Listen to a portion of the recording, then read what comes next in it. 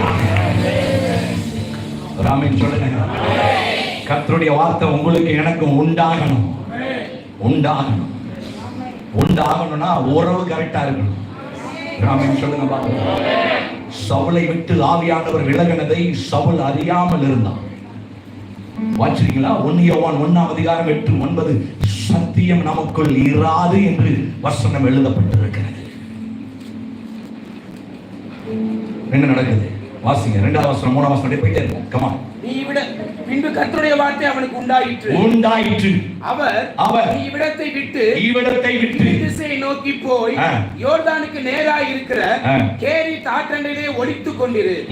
அந்த ஆற்றின் தண்ணீரை குடிப்பாய். அங்கே உன்னை போஷிக்க காகங்களுக்கு கட்டளையிடுவேன் என்றார். இந்த 6 மாதம் ஆண்டவர் உங்களுக்கு திட்டங்களை தருவார். எழுதி கொள்ளுங்க. இந்த 6 மாதத்துல புதுசா திட்டங்களை தருவார். இந்த திட்டத்தை நான் எப்படி சொல்ல விரும்புறேன்? டைம் பீயிங் திட்டமா இருக்கும். சில திட்டங்களை ஆண்டவர் ஒரே வாரத்துல சென்று முடிக்கணும்னு நினைப்பார். சில திட்டங்களை ஆண்டவர் உங்களுக்குண்டு ஒரே மாதத்துல செய்யணும்னு நினைப்பார். அதற்கு உங்களுக்கும் எனக்கும் உதவியாக இருக்க போகிறது பரிசுத்த ஆவியானவர். பரிசுத்த ஆவி இடத்தில் வருகிற போது நீங்கள் பலனடைந்து என்று சொல்லப்படுகிறது. எலியாவுக்கு ஒரு திட்டத்தை ஆண்டவர் கொடுக்கிறார். காரணம் என்ன? நீதான ஜெபமணி மலைய வரக்கூடாது என்று சொல்லி வானத்தை அடைத்தாய். ஆனால் வானத்தை அடைத்ததினாலே பூமியில மழை இல்லை. பூமியில மழை இல்லாதபடினாலே நிலத்தில் விளைச்சல் இல்லை. ஆனால் உன்னை அழைத்தது நான். உன்னை நான் என்ன பண்ணுவேன்? போஷிப்பேன். ராமன் சொல்லுங்க. ஒருவேளை இவங்க காலத்தில் இருந்தது போல பச்சை காலத்தை நம்முடைய வாழ்நாள்ல நீங்கள் நானும் சந்திப்போமா சந்திக்கலையான்னு எனக்கு தெரியல. ஆனா கொரோனாவை நீங்கள் நானும் பார்த்தோம். முதல் அலையை பார்த்தோம், 2ஆம் அலையை பார்த்தோம், 3ஆம் அலையை பார்த்தோம். இதிலிருந்து நான் உன்னை தெரிந்து கொள்கிறேன். என்னை அழைத்தவர் என்னை போஷித்தார். என்னை அழைத்தவர் என்னை கைவிடல. என்னை அழைத்தவர் என்னை கைவிடல. என்னை அழைத்தவர் கைவிடல. கையை தட்டி ஒரு நன்றி தான் சொல்லிருங்க. அழைத்தவர் கைவிடல. அழைத்தவர் கைவிடல. எங்கிருந்து ஆகாயம் வந்ததுன்னு எனக்கு தெரியல. ஆனால் ஆண்டவர் என்னை போஷித்தார். ஆண்டவர் நம்மளை போஷித்தார்.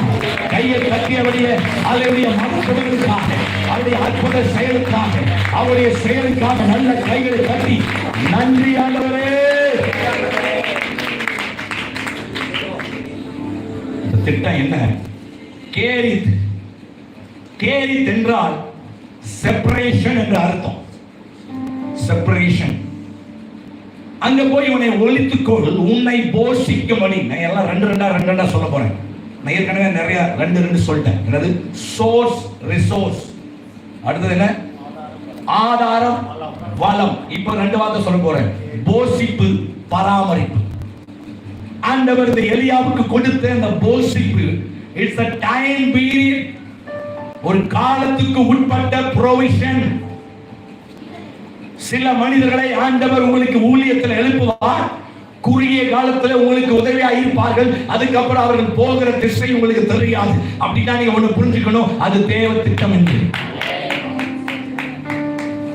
நல்லா தானே தசமா கொடுத்துட்டு இருந்தாங்க.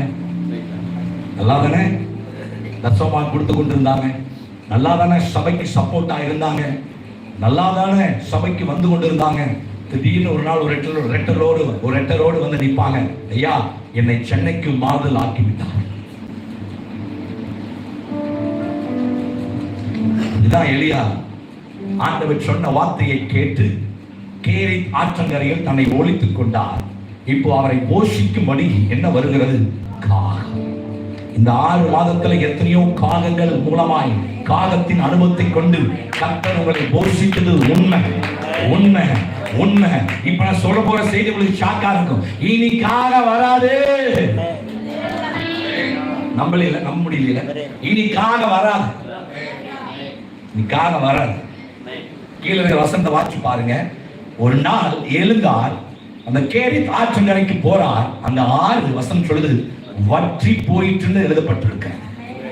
நீங்க நம்புகிற வளங்கள் வற்றி போகும்.